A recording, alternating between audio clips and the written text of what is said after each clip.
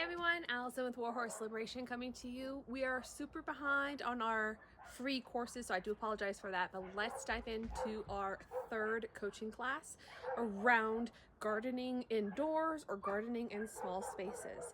So regardless of where you live, you can have a garden, and I'm here to show you how. So let's dive into it, you guys.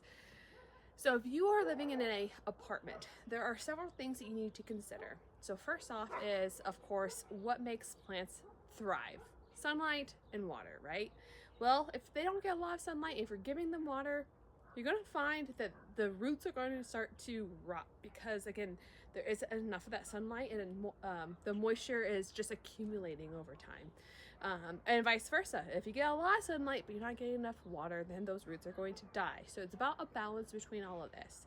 So when you are indoors, of course, you want to consider, where are your sunny spots that you have?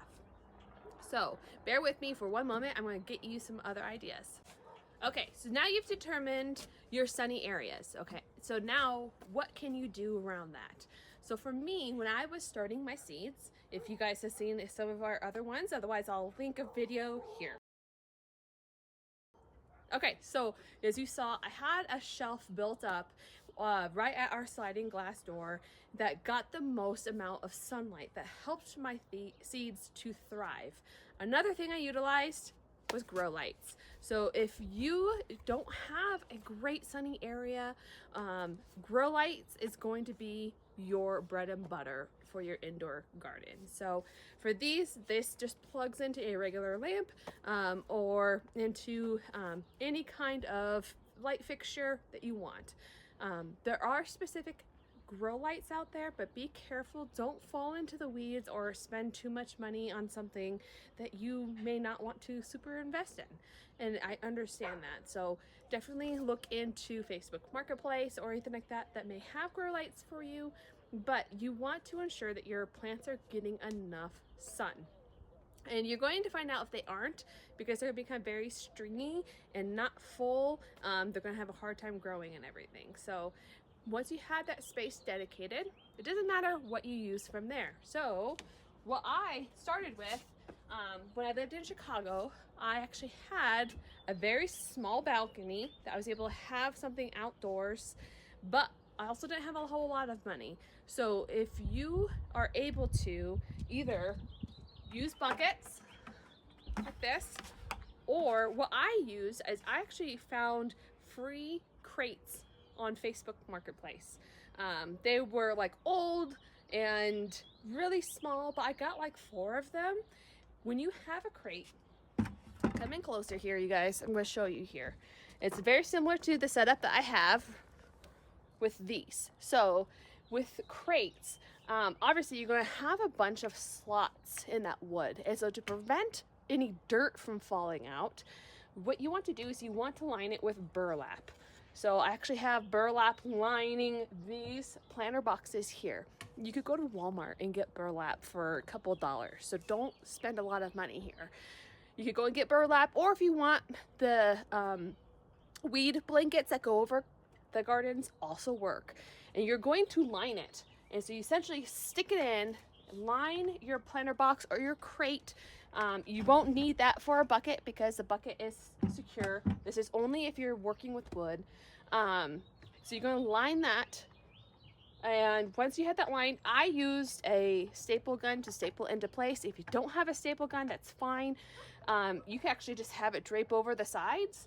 Then from there, you want to put down a layer of pea gravel, like 1 inch of pea gravel, and then about 1 inch of sand. That is going to allow for irrigation. So it's for that water to basically go out, for the seeds not just, or excuse me, for the roots not to be soaking in the wet soil, because that will invite root rot. So we want to prevent that. So you want to have 1 layer of pea gravel, 1 layer of sand, and then fill it with dirt from there.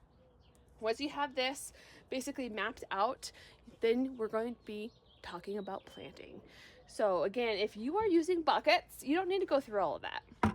A bucket is self-contained. What you do need to do is you need to drill holes on the bottom.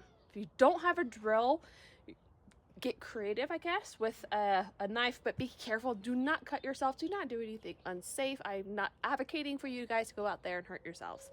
But you do need to allow that water to drain out.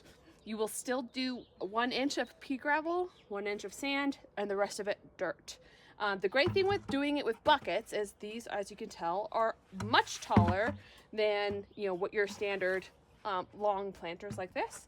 So it allows the roots plenty of room to grow down. It may not be the prettiest thing, but we're looking for functionality and the ability for you to become self-sustaining. It's not always going to be pretty at first. So the great thing with that is it gives plenty of room for those roots. Another option is, if you are handy, if you have the tools for it, get pallets for free on Facebook Marketplace, and you can actually build your own planter. Very similar to this one here, using the pallet wood. Again, it doesn't need to be pretty, it just needs to be functional. If you want it to be pretty, if you have the skill for it, wonderful. I tried to get my hands on some free pallets, but they kept getting scooped out from underneath me. I tried to get my hands on crates so I could actually build these things, which was the delay in this class for you guys, so I do apologize for that.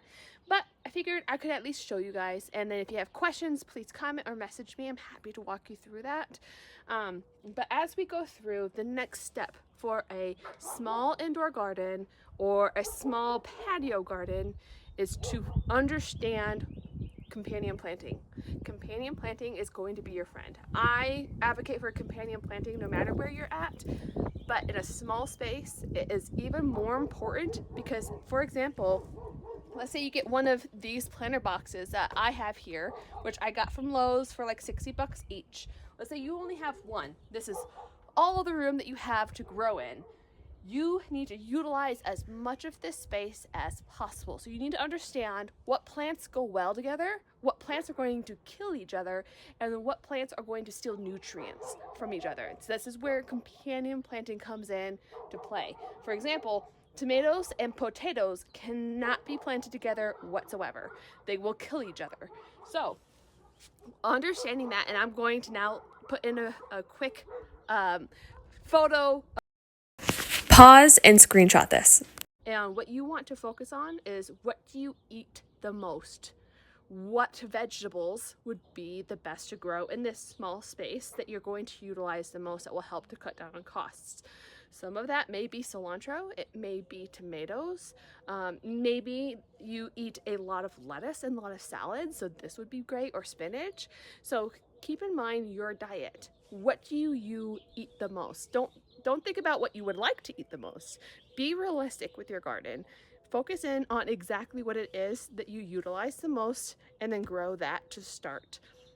As you get proficient, as you get more space, then you can expand. Maybe get a second planter, and now you have 2 planters. You've doubled the space and can now focus in on not only doubling, but adding in a variety of vegetables. Now for your potatoes, let's dive into that here.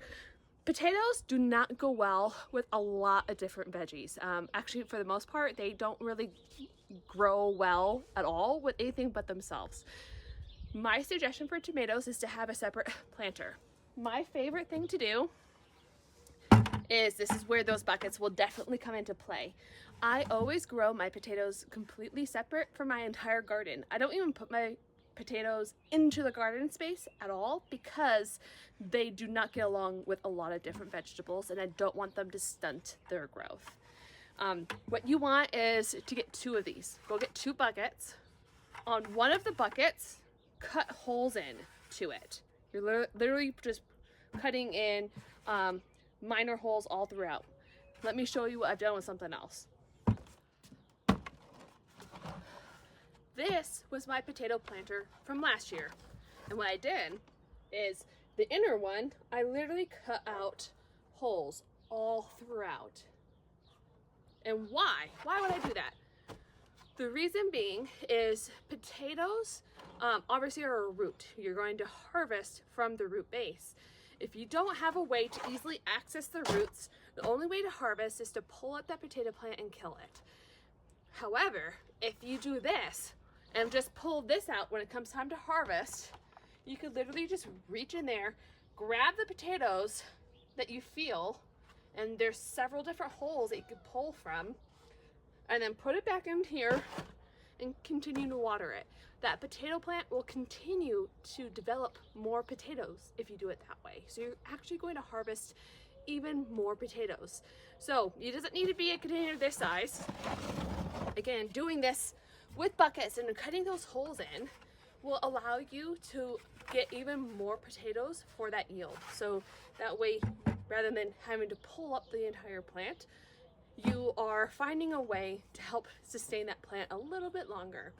So these are some of my tips and tricks for gardening indoors or in a really small space. I'll have all of the lists of companion plants in the text for you guys. If you have questions about companion planting, please reach out. If you would like recommendations on grow lights, let me know. I'm happy to provide some of those recommendations. Otherwise, happy planting. Stay tuned for our next class.